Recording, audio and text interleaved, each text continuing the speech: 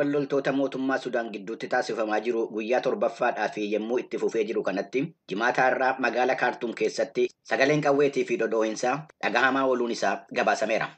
Akka gabaasni madda oduu Al-Arabiyaa jedhetti gareewwan lolarra jiran keessaa tokko kan ta'e gareen RSF yookiin humni dafee qaqqabaa hiika sooma Ramadaanaa sababeeffachuudhaan guyyoottan 3 fi dhukaasa dhaabuu labsuus gareen waraana biyyaalessaa tarkaanfii kanaaf deebiin kenneen jiru. Dhaabbanni oduu Associated Press Kaartuum irraa akka gabaasetti gareen waraana biyyaalessaa kamiisa kaleessaa ibsa kenneen garee isaa wal waraanaa jiru wajjiniin araara akka hin barbaannee fi gareen Mohammed Habdaan Digaaloo akka harka kennuu qabu beeksisee jira.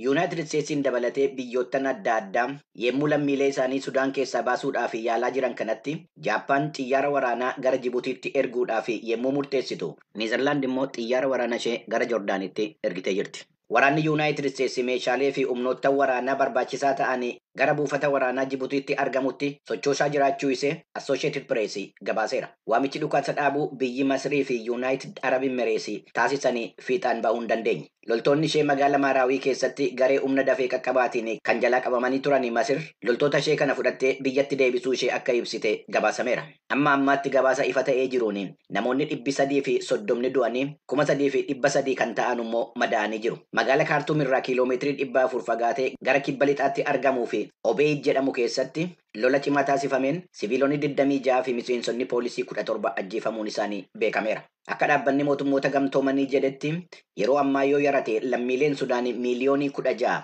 gargaarsa namoomaa barbaadu. Dhaabbata mootummoota gamtoomaniitti jaarmiyaan dhimma ijoollee irratti hojjetu UNICEF gama isaatiin akka jedhetti tajaajilli ijoolleewwan ordoffiin addaa isaan barbaachisu 50,000 ta'an gargaarchitee jira. Akka gabaasni Associated Press dabalee jedhetti erga lolichi jalqabame asii lammiileen Sudaan 20,000 ta'an gara biyya ollaa Chaaditti baqatanii jiru. Isaan keessaa 320 loltoota mootummaa ta'uun isaanii beekameera. Karaa biraatiin barattoonni ishee kan Kaartuum keessatti qabamanii turan Somaaliyaan barattoota ishee 50 Kaartuum keessaa baaftee gara daangaa Itoophiyaatti ceesisuu ishee hanga'oonni mootummaa Somaaliyaa sagalee Ameerikaatti himanii jiru. Guyyaa har'aa namoottan ijaan argan akka jedhanitti namoottan 10,000 lakkaawamanu buufata atoobisii Kaartuum keessatti wal gahanii jiru. Gara kutaa laga Naayil magaalaa Kaartuum irraa kiiloomeetirii 300 fagaatee jiru deemuudhaaf gatiin tikeetaa kanaan dura paawundii Sudaanii 10,000 ture amma gara 40,000tti ol ka'ee jira. Karaa biraatiin gamtaan Afrikaa walgahii atattamaa taasiseen kamisa kaleessaa halkan walakkaadhaa jalqabee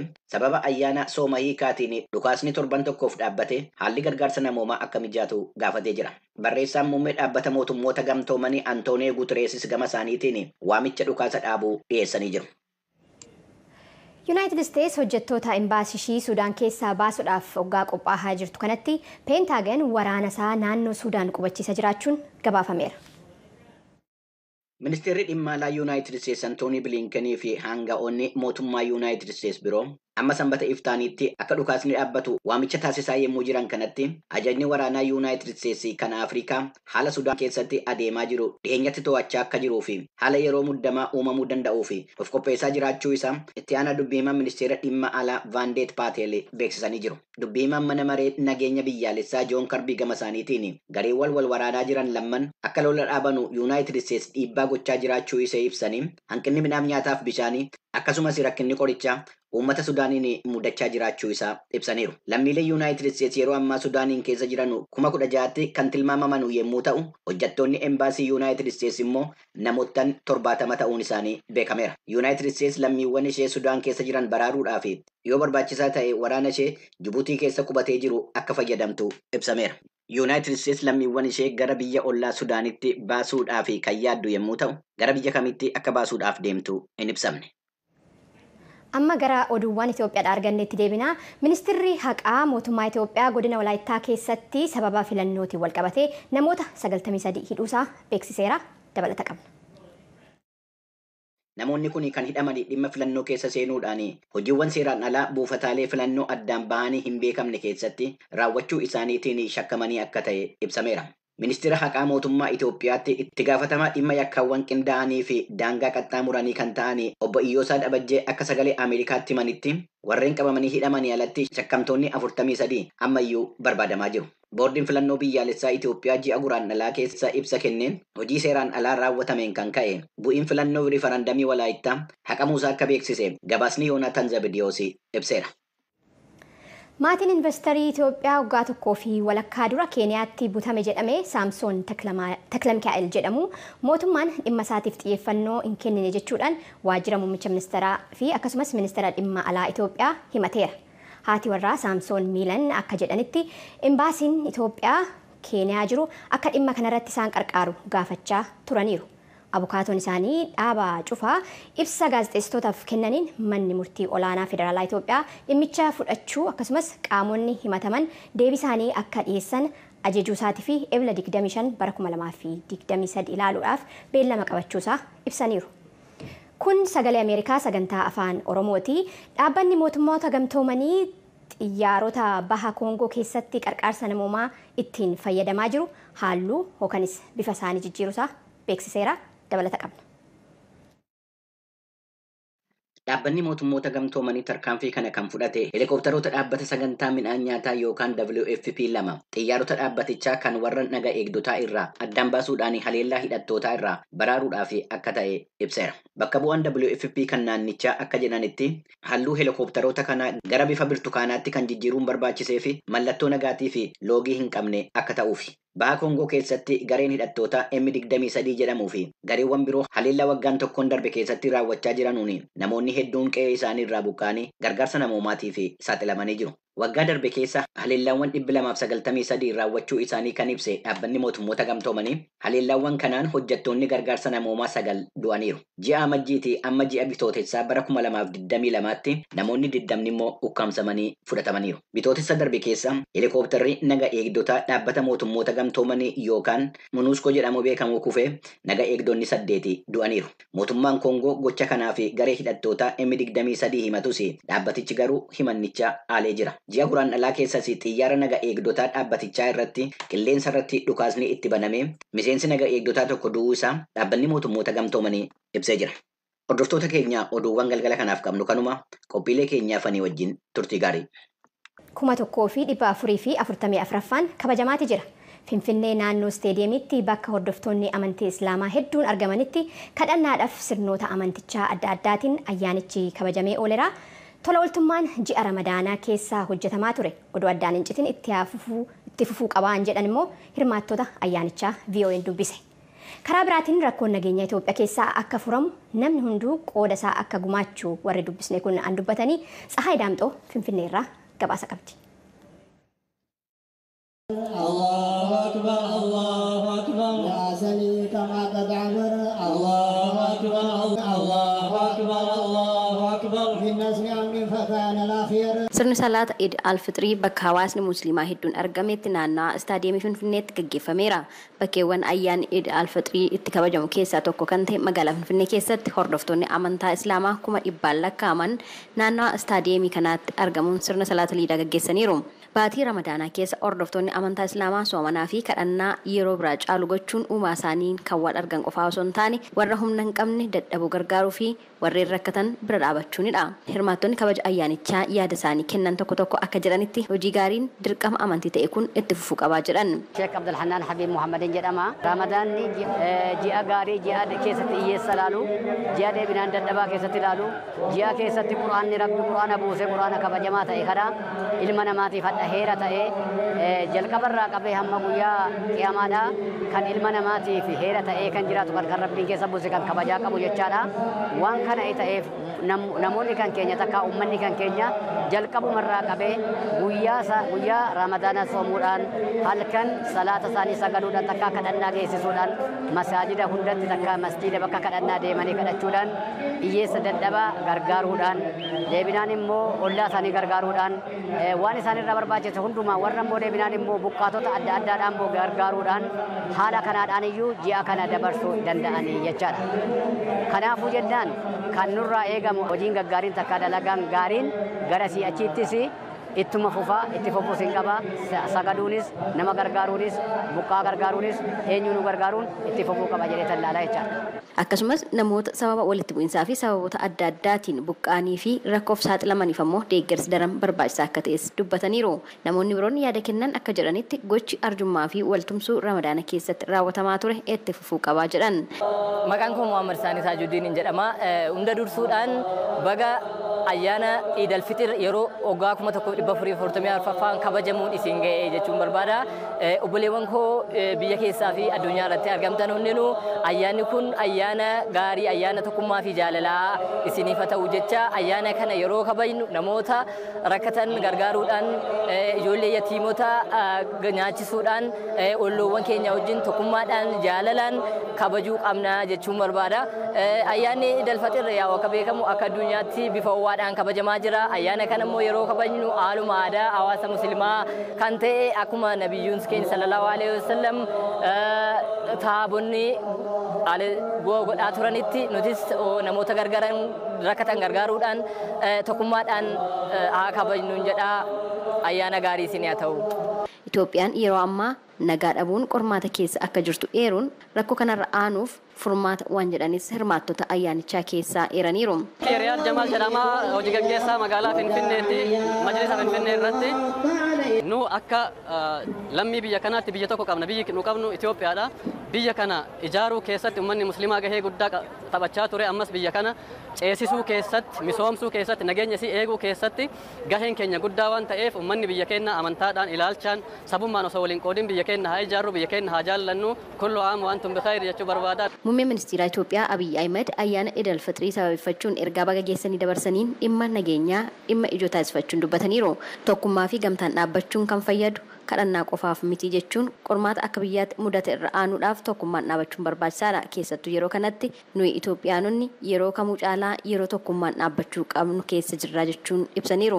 Sirni kabaja ayyaana Eid al-Fitrii waggaa 1444ffaan Finfinneen alattis guutuu biyyattii naannolee adda addaatti kabajameera. Humni waloo nageenyaa sirna salaataa bakka hundatti nagaan xumurameera jechuun beeksisee jira. Gabaasa sagalee Ameerikaatiif Tsahaay Daamxoo Finfinneerraa.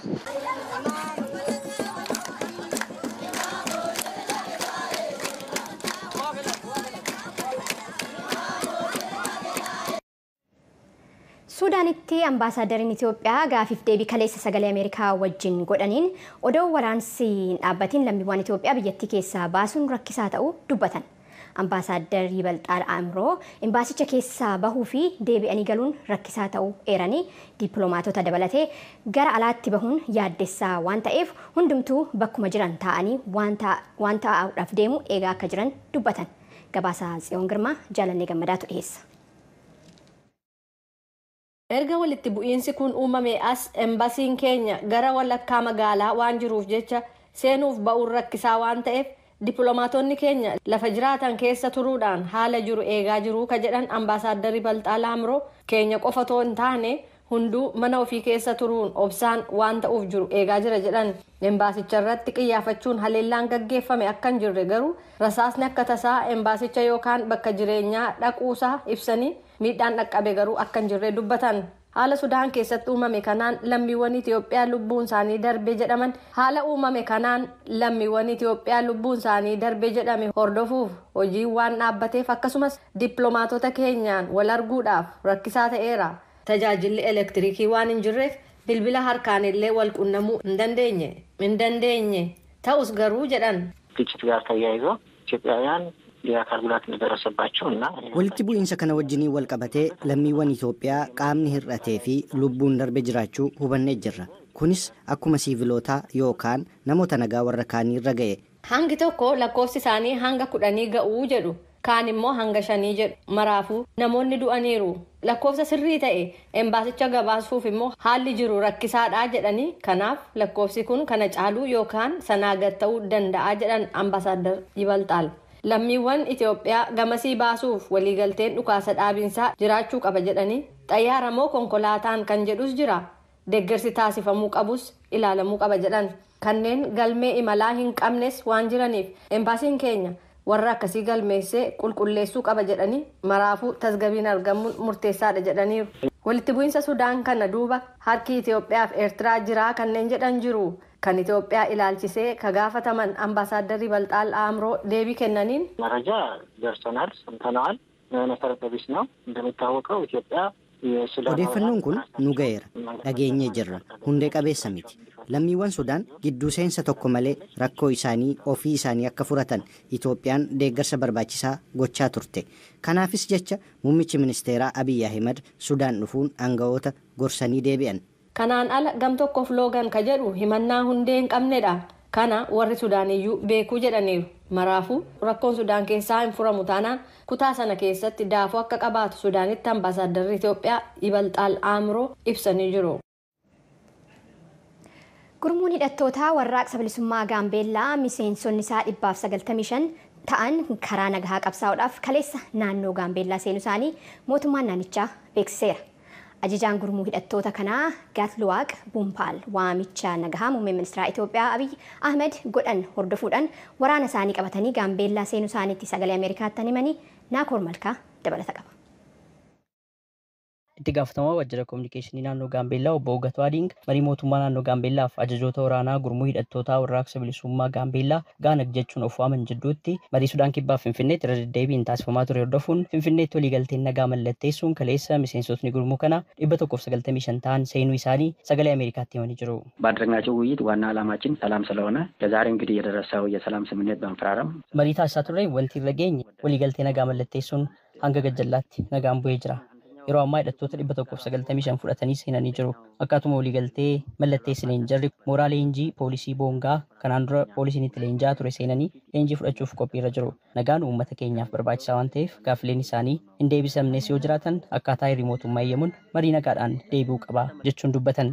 Obbo Ugatuun qabxiilee ijoo waliigaltee nagaa kana irratti mallatteessame keessaa muraasa yommuu ibsan በውላችን የተፈራረም ነው። በተለይ ከዚህ በፊት የጋን ወታደር ሆኖ ሲዋጋም ሲያስ ነበረ wanti waliigaltee keenya irratti mallatteessine kanaan dura kan lolaa ture odeeffannoof galaa kennuun isaaniin gumaachaa kan turuudhaan shakkamanii kanneen hidhaman kanneen himannaan irratti baname himatni isaanii akka addaan citu taasifama. Kan itti murtaa'es yoo jiraate dhiifamaan gadhiifama. Mootummaan naannoo Gaambeellaa dhimma kana qulqulleessaa jira. Akka baanis murtaa'eera. Warri deebi'an erga leenjii haaromsaa fudhatan booda hawaasatti dabalamu kanneen carraa hojii barbaadaniifis akkasuma hojiin akka mijatuuf irratti waliigalamee jira. Kanneen hojii mootummaa keessa turanis hojii mootummaatti deebi'u jechuun dubbatan. Ajajaan gurmuu hidhattoota kanneenii Gaatluwaaq Bumpaal waamicha nagaa muummee ministeera Itoophiyaa Abiy Ahmed taasisan hordofuun murtoo kanarra ga'uu isaanii sagalee Ameerikaatti himanii jiru. ያነሳሳን ነገር ጠቅላይ ሚኒስትር wanti akka deebinu taasise waamicha nagaa muummee ministeera Itoophiyaa taasisee fi haala nagaa Itoophiyaa akkasumas fedhii nagaa mootummaati. Miseensonni keenya kana qofaa miti. 1532 ta'u. Kanneen hafanis inuma seenu. Carraan isaa yoo nu kenname hojii misoomaa irratti hirmaachuuf fedhii qabna jechuun dubbatan. Gaatluwaaq waraanni bilisummaa Oromoo mootummaa Itoophiyaan shanee jedhamee waamuu fi mana maree bakka bu'oota uummataa Itoophiyaatti shororkeessaadha jedhamee labsame wajjin hariiroo isaanii addaan kutuutti dabaluun ibsanii jiru. ሰራዊት ጋር ግንኙነታችን አቋርጠናል። Waraana bilisummaa Oromoo wajjin hariiroo qabnu addaan kunnee jirra. Sababiin isaa isaan ammallee qabsoo hidhannoo keessa waan jiraniif haalli ittiin hariiroo keenyattiin itti fufuu dandeenyu hin jiru. Isaaniifis gama nagaatiin haa deebi'an ergaa jedhuun qaba jechuun dubbatan. Obbo Gaatluwaaq akkanaa jedhan malee gurmuun riphxee loltoota waraana bilisummaa Oromoo mootummaa Itoophiyaa waliin waliigaltee nagaa irra ga'uuf qaamni sadaffaa walaba ta'e akka mariisisu gaafachaa turee jira. Kanumaan wal qabatee akka lakkoofsa Itoophiyaa onkololeessaaf muddee bara 2015 keessa gurmuuleen hidhattootaa naannoo Beenishaangul Gumuz keessa socho'an lama mootummaa waliin waliigaltee nagaa mallatteessanii hidhattoota isaanii kan deebisan yommuu ta'u nagaaf misooma irratti waliin hojjechuuf murteessuu isaanii beeksisuun isaanii ni yaadatama. Sagalee Ameerikaaf Naakoor Malkaa Amboorraa.